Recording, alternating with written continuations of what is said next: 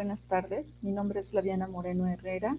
Realizo esta participación desde la ciudad de Morelia, Michoacán, México, y agradezco la inclusión de esta exposición en este taller de religión y me sumo a los buenos deseos de que prontamente podamos estar de manera presencial en las actividades de este festival. El presente trabajo es parte de la investigación que actualmente realizo sobre la formación de los núcleos de práctica o familias religiosas de la regla de Ocha y Fa en la ciudad de Morelia, Michoacán, en México. Al tratarse de una investigación que es producida al interior del programa de Maestría en Historia de la Universidad Michoacana, esta labor me ha representado algunas consideraciones metodológicas, las cuales expondré con esta participación.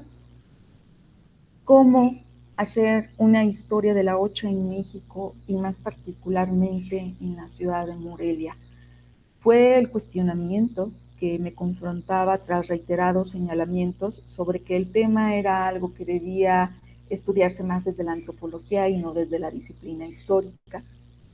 Y la necesidad de estructurar un argumento contrario me llevó largas reflexiones que pasaron por el análisis del contexto, no solo de la práctica de la santería en México, sino también por la revisión de los estudios que han abordado el tema en el país. A continuación referiré algunas consideraciones sobre dos aspectos que me han sido útiles para entender este escenario, el escenario mexicano. Primero es que las investigaciones sobre el fenómeno religioso en México están ligadas a las discusiones sobre el reconocimiento de la diversidad y pluralidad religiosa por parte de un presumible Estado laico mexicano.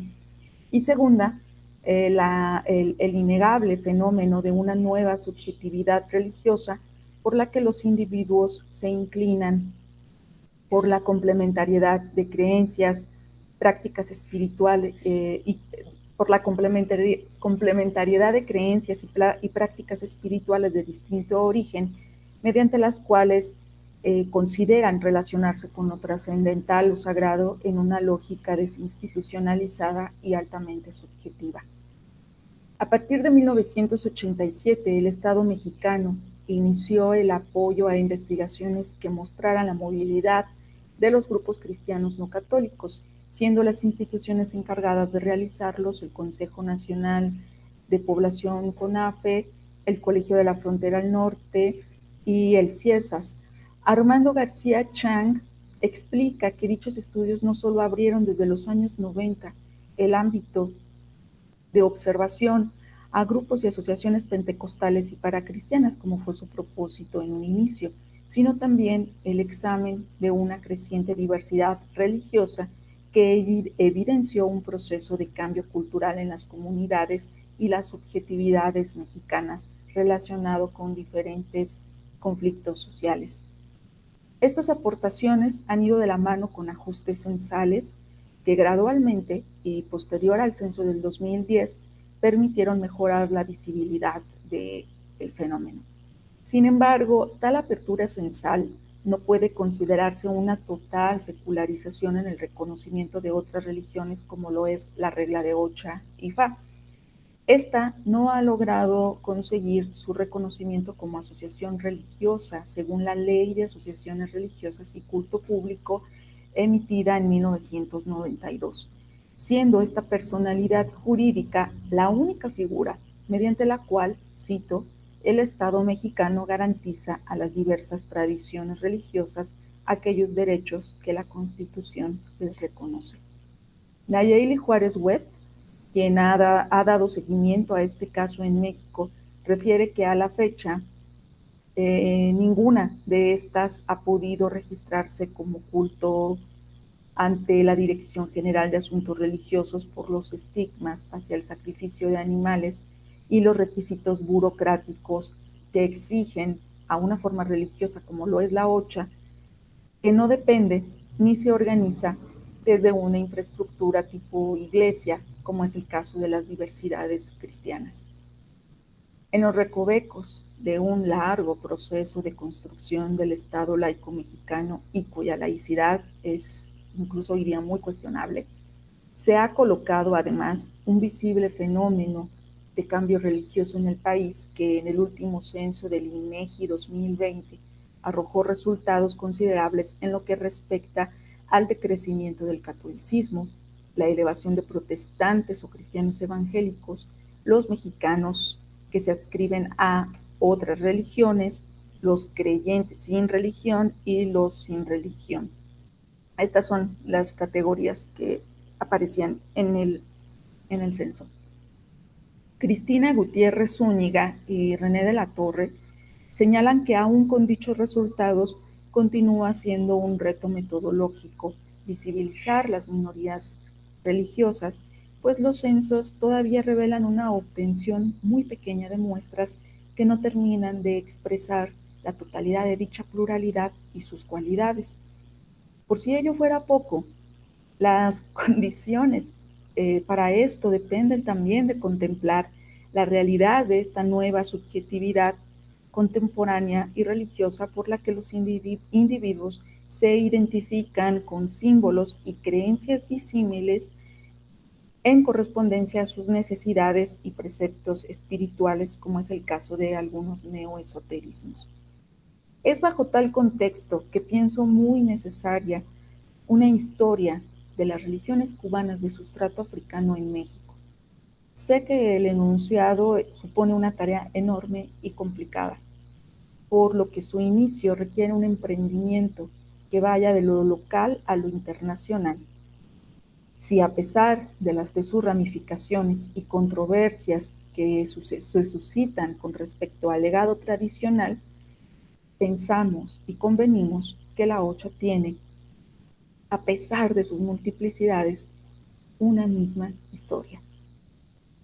Fue justamente atender la producción de trabajos de tesis generados en universidades y centros de estudios especializados mexicanos, lo que también me permitió obtener algunas pistas para la realización de este trabajo. Para mí ha sido fundamental conocer los debates, problemáticas y discursos particulares que se han negociado en estos espacios académicos, bajo los contextos sociopolíticos en los que la OCHA circula conformando sus propios horizontes. Puede notar que la mayoría de la producción de estos trabajos correspondía al centro del país, de universidades del centro del país, zona notable porque ahí hay una mayor visibilización de práctica. Por otro lado, dichas tesis también dieron cuenta de la experiencia de contacto que los autores, algunos abiertamente creyentes, tienen con la regla de Ocha y el culto palero también. Sus diversos enfoques reflejan los alcances y predominancia en diferentes grupos sociales, incluyendo a los que pertenecen los propios autores. También es destacable señalar los campos disciplinarios que los articulan, siendo principalmente la antropología, la etnomusicología, la sociología, las artes plásticas, la danza, la literatura y otros enfoques interdisciplinarios aplicados desde las ciencias sociales. No desestimé dentro de este campo, de este análisis, otro grupo de tesis que hacen alusiones nominales muy superficiales a la santería para referirlas a sus objetos de estudio, pero no interiorizan en las características de las religiones cubanas de sustrato africano. Se distinguen tres grupos de este tipo de trabajos: los que hacen alusión con respecto a la construcción simbólica del culto a la Santa Muerte, los que aluden a la santería con respecto al cambio religioso en estratos socioeconómicos marginados y en conflicto social y de género, y los que hacen alusión a lo afrocubano como parte del imaginario cultural del sureste caribeño mexicano. En lo que refiere al estudio de la santería, en la particularidad de su práctica y difusión en México, hay un bloque de tesis que han sido precedidas por el trabajo de Nayeli Juárez Huet quien a la fecha continúa su investigación desde el Ciesas Peninsular, en Yucatán. Su trabajo está referido como antecedente conceptual en varias de las tesis que comparten este rubro. Destaca que son investigaciones hechas desde programas de antropología, sociología, pero también de turismo y geografía.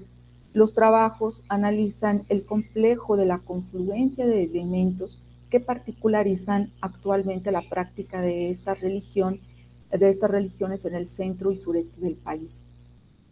Y lo hacen aplicando los conceptos de transnacionalización y relocalización religiosa para explicar la movilidad, proliferación, coexistencia y complementariedad de la santería con otras creencias neoesotéricas, en una dimensión atravesada por la mercantilización del campo religioso, en el campo religioso.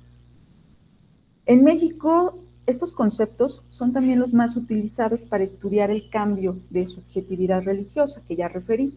Este bloque conceptual explica a las religiones como matrices de sentido, que están en constante movilidad e interactúan entre sí.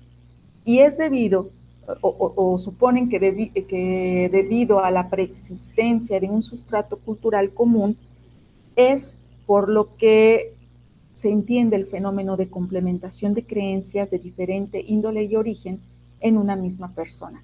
Es posible porque, aunque sean de diferente origen, su sustrato cultural es eh, primigenio, por así llamarlo.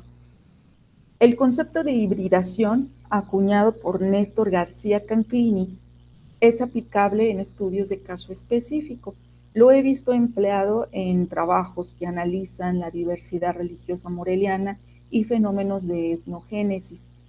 La hibridación, el concepto de la hibridación se entiende como la posibilidad que tiene una persona de registrar un espectro amplio de identidades, experiencias y estilos de vida que cohabitan y que pudieron ser elegidos voluntariamente o no.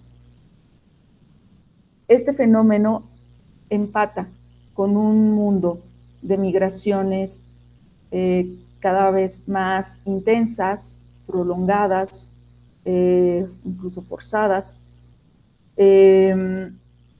multiculturalismo cotidiano y una erosión de fronteras, y una fuerte erosión de fronteras no solamente en términos Estado-nación, sino también de fronteras étnicas, culturales, ideológicas, simbólicas.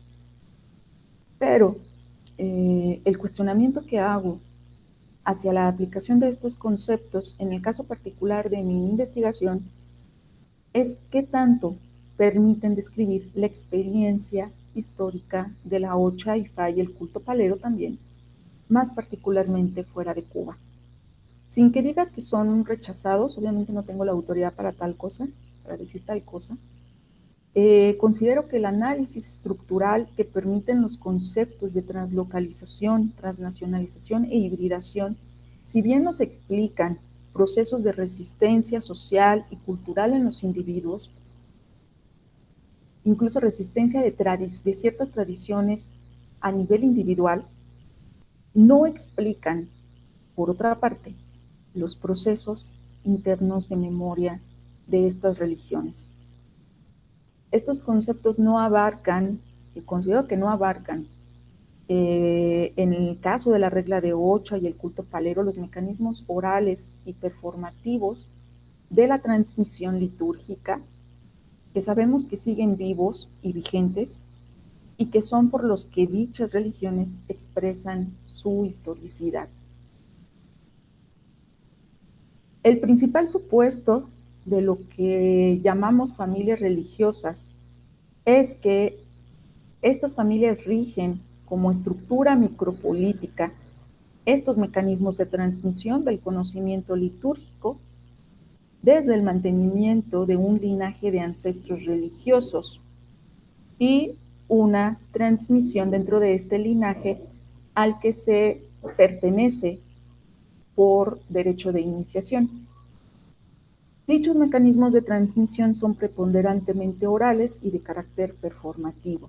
Estos mecanismos de transmisión de la regla de 8, Ifá y el culto palero crean y conservan memoria para los que se reconocen en esta identidad religiosa y cultural. Y esto no solamente sucede en Cuba, esto también sucede también en escenarios translocales internacionales como lo es en México. El objetivo de mi trabajo, actualmente todavía no termino todo mi trabajo de campo, pero el objetivo, conforme al avance que estoy teniendo, ha sido analizar cómo estos mecanismos de transmisión se ven comprometidos en el contexto de asimilación de estas religiones en la ciudad moreliana y cómo estos influyen en la formación y consolidación de las familias religiosas en esta ciudad.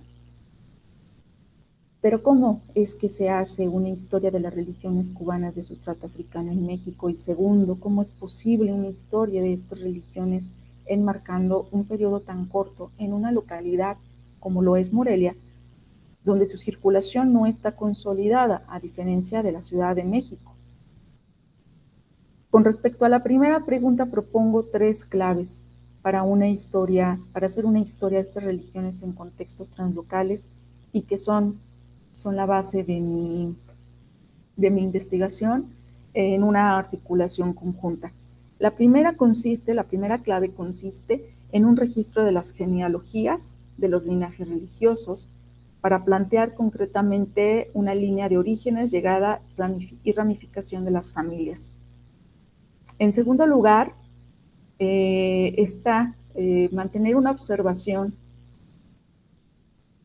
hacia las estrategias de conservación que cada núcleo o familia tiene de los mecanismos orales y performativos de transmisión litúrgica, que convenimos son los que retienen y dinamizan los contenidos de memoria de la experiencia de los antepasados religiosos y que se expresan en los pataquís y que se expresan en los huyeres, en el caso de la palería, en los tratados congos, en los mambos, y que alcanzan una relación objeto-cuerpo en la cotidianidad de los practicantes, y que son a través de tal relación por las que estos contenidos se mantienen vivos.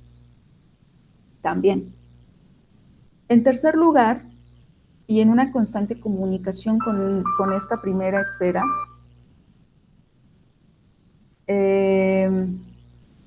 está el de observar los estudios clásicos y contemporáneos que permitan hacer un contraste de testimonios y fuentes para observar las variabilidades, los contextos de práctica diferentes y, en el caso de México, los fenómenos asociados al cambio religioso. Con respecto a la segunda pregunta, argumento que no es inconveniente estudiar estas religiones en una etapa formativa de difusión de su práctica, como es el caso de Morelia. Ello lo fundamento recurriendo al criterio que el investigador Abelardo Larduet utilizó para realizar una historia de la santería en Santiago de Cuba. Dicho criterio consiste en considerar un espacio de circulación de santería hasta el momento en el que en dicho lugar hay todos los elementos sacerdotales y materiales que permitan el desarrollo pleno de su práctica, es decir, cuando esta localidad tiene una autonomía en recursos para ello. El que pueda realizarse una iniciación o coronación de santo o cariocha, que es el ceremonial más grande, y que haya también en este lugar una fundamentación a tambor, son índices para hablar de que es un espacio de circulación de santería autónomo. Para guiarme con este criterio, propongo 3 claves para seguir este proceso de consolidación. La etapa espora, que es que nos hablaría de que en la zona hay practicantes extranjeros y o mexicanos que no tienen una relación local con otros practicantes o familias. La etapa en formación, que significa que hay diversas familias con o sin relación entre sí en una misma localidad y que trabajan o practican en dependencia sacerdotal y material con otras localidades. La etapa que sería la etapa consolidado, de espacio consolidado, implica que hay diversas familias con relación entre sí en una misma localidad y que trabajan o practican sin dependencia sacerdotal y material con otras localidades. Morelia, a diferencia de lo que es la Ciudad de México, sería un espacio en formación que tiene gran dependencia aún de los elementos materiales y sacerdotales que hay en la Ciudad de México. Considero que atender un espacio en esta etapa favorece la observación del funcionamiento conjunto de las tres claves que he propuesto arriba para un estudio histórico de estas religiones en esa localidad. Y mejor aún, voy a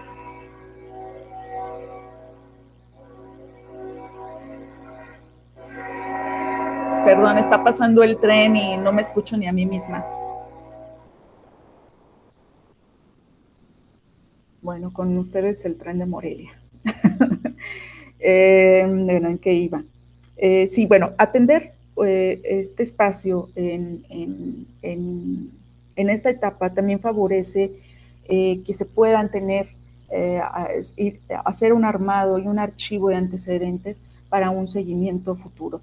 La importancia central que tiene la experiencia de los iniciados, Iyalochas, Babalochas, Babalaos y creyentes, olorishas, aleyos, tanto mexicanos como cubanos asentados en la ciudad, me ha ayudado, o me ha llevado, perdón, a recurrir a el enfoque del análisis de la historia reciente para hacer un manejo de estas genealogías en conjunción con el análisis de los procesos de reconstitución de memoria que se desarrollan al interior de estos núcleos o familias.